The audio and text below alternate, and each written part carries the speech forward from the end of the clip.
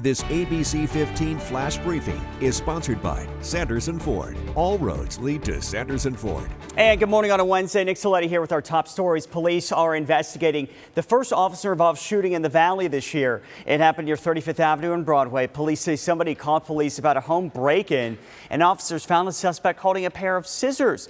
Officers tried to stop the man and have him drop the scissors. They then attempted to tase him, but that's when things escalated.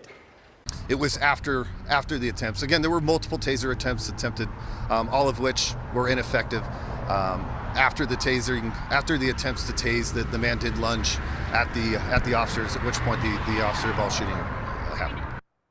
The man was then shot and killed. We are working to find out his identity.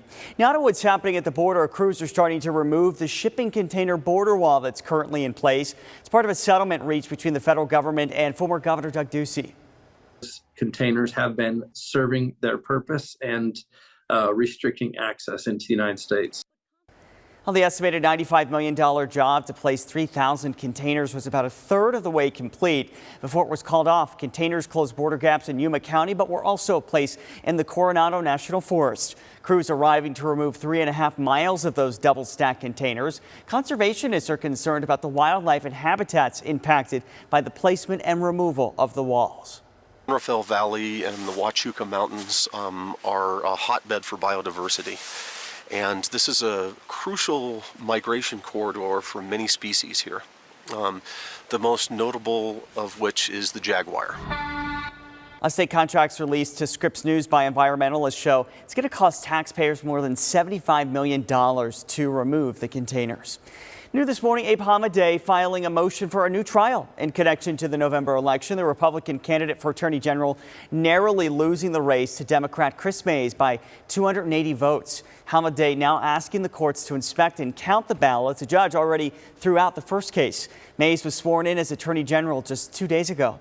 A traffic alert for you this morning. Ramp restrictions are starting today along the I-17. The off-ramp at Thomas will be restricted from 8 a.m. until 5 p.m. There will also be closures at Glendale, Bell Road, Union Hills over the next few weeks. This is all part of the Intelligent Transportation System installation project.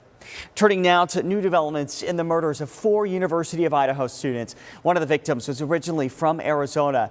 Their accused killer appearing in court Tuesday. He agreed to return to Idaho without an extradition hearing. A new video just released showing 28-year-old Brian Koberger and his father being pulled over in Indiana. They were driving from Washington State to Pennsylvania last month. The pair was in a white Elantra like the one spotted near the crime scene. Another case we're closely watching for you. The suspected Stockton serial killer was denied bond Tuesday. 43-year-old Wesley Brownlee facing 7 counts of first-degree murder and 1 count of attempted murder in California. He's due back in court on January 17th. For the latest headlines, weather, and traffic, go to ABC15.com or just download our free ABC15 mobile app. This ABC15 flash briefing is sponsored by Sanderson Ford. All roads lead to Sanderson Ford.